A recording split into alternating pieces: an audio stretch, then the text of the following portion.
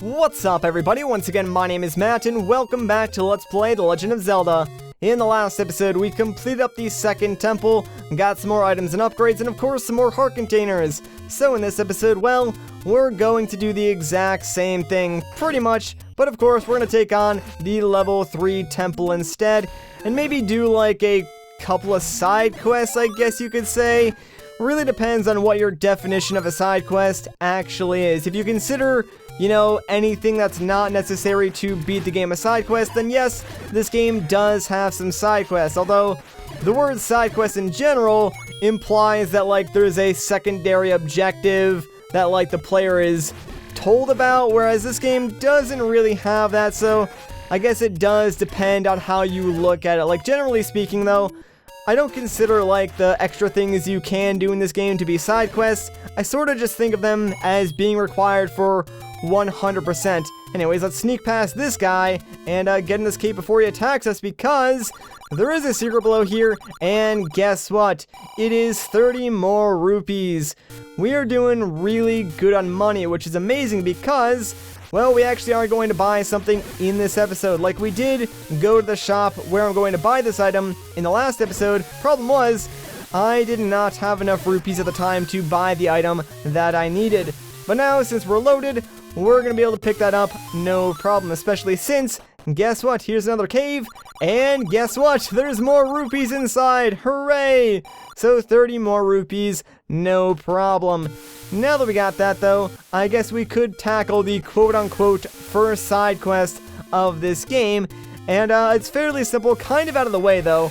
You want to go up this weird little staircase, and gosh dang it, man. Yeah, sometimes the enemies can't hit you while you're going up those things, which is kind of lame. But here we go. Show this to the old woman. This is the letter item.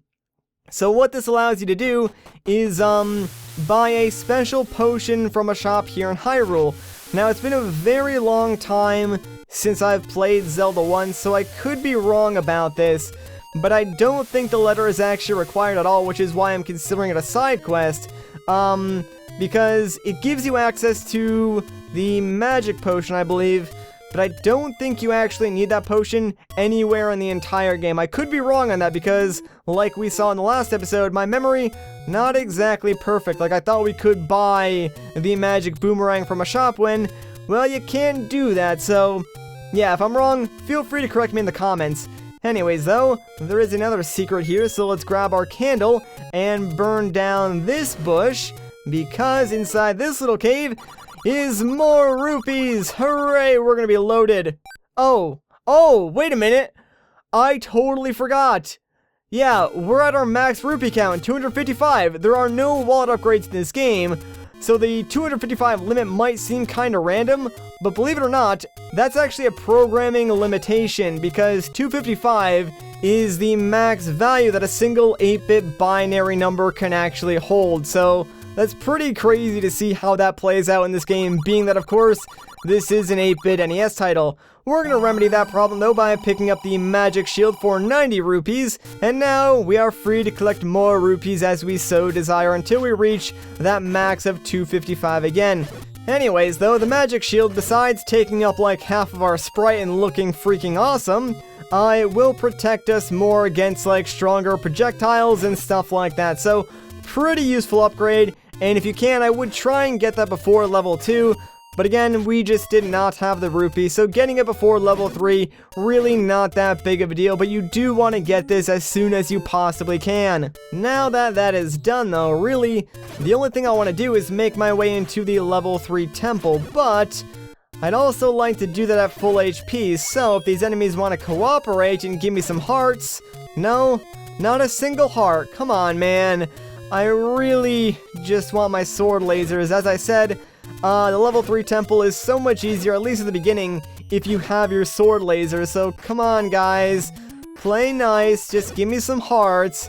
Just like one heart, one or two maybe. Really? Just more rupees. Like, I've already showed that it's pretty easy to like max out your rupees, at least in the beginning of this game. So I don't really need any more rupees right now. And yeah, you are not worth going all the way over there just for a single heart. So I guess we're gonna start level 3, down 3 hearts. Not exactly happy about that, but here we are, guys. Let's do it. Hope you guys are excited for level 3 because there's a lot of new enemies that we can find here. Some easy, like these blob things, and some hard. So look forward to that. And oh my gosh, a fairy! That is so perfect. You have no idea. I am so happy right now. We got our lasers back, baby. It's about to go on easy street. So yeah, obviously the lasers make fighting these blob enemies a lot easier. Fun fact, if you don't have the white sword at this point, these little blob guys will split into 2 smaller blobs, and you have to defeat all those guys. But of course, if you have the white sword, you can take them out in 1 hit. Anyways, these are the new harder enemies in this temple. They're Dark Nuts. Their deal is you cannot attack them from the front, so you can attack them from the side or the back, and this is not really working. So you know what, screw you guys. We're just gonna move on to the next room then, because you actually don't need to defeat those guys in order to progress through this temple. Like, it's not one of those rooms, thankfully. Now, I know I didn't show it off, but yes, you can attack the Dark Nuts from the side and the back with your sword laser. We just did not get lucky in that last room since they, like, dodged all of my attacks. Now, you know what Dark Nuts do have a hard time dodging? Bombs. Like, obviously they can walk away from them, but the blast radius of your bombs is actually pretty large, so they are a good way to defeat these Dark Nuts. Problem is, since you can only carry a limited number of bombs, using them to defeat Dark Nuts, I can't really recommend all that much, like, unless there's a ton of them clustered together, since bombs are really important in this game. Like, you've seen me use them countless times already in the overworld. Then in temples, you can actually use them to find, like, hidden secret rooms, and of course you can use them to defeat bosses. Like, the boss in this temple specifically, at most would require like 3 bombs, at best only needs 1, so having some bombs on hand is always a good idea in Zelda 1, just keep that in mind. Alright, now I could sneak past these guys, but you know what, it is easier actually just to defeat them and get it over with, because I think they actually do drop some decent items, like maybe some rupees or something. Not entirely sure, but I do want to get rid of them. At least they are dropping more bombs. Like, we're getting super lucky with these bomb drops, by the way, because if we did not keep getting them, well, I could not keep using them. And please, can you just, like, die already, dude? Come on. Alright, there we go. And really, it was just more bombs. I thought it was, like, rupees or, like, hearts or something, but, oh well, not a big deal. Anyways, yeah, we came down here because we need to get the item from this temple, which is the raft. So there we go. Using this, we can sail across, like, any water things from those weird, like, wooden docks that we've seen as we've been going across Hyrule. So it's pretty handy, and we can actually use that to get another heart container once we finish up this temple. Speaking of which, this game only has 16 total hearts, and there's only 2 more that we need to get in the overworld for a total of 5.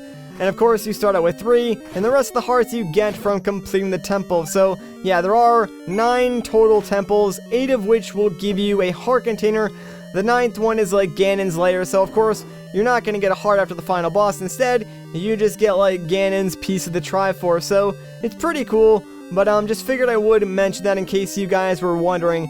It's really strange though to see like a Zelda game with so few actual heart containers. I guess like the DS games had only 16 hearts as well, but it still feels kinda weird. Whatever though, not really a big deal. Now I have seen some concerns in the comments about doing like 1 temple per video, and at this rate, yeah, this project will be finished in like 9 or 10 parts, but to be honest, that's about as long as I could possibly make this LP go on for. You've probably noticed that these videos, they're pretty short, like 10 or so minutes per video, so I could easily do like 2 temples a video, no problem. But I thought about doing that, and I figured that would just like make this game go by way too fast. So think about it like this. A typical 100% speedrun of this game takes roughly an hour to complete using a highly efficient route.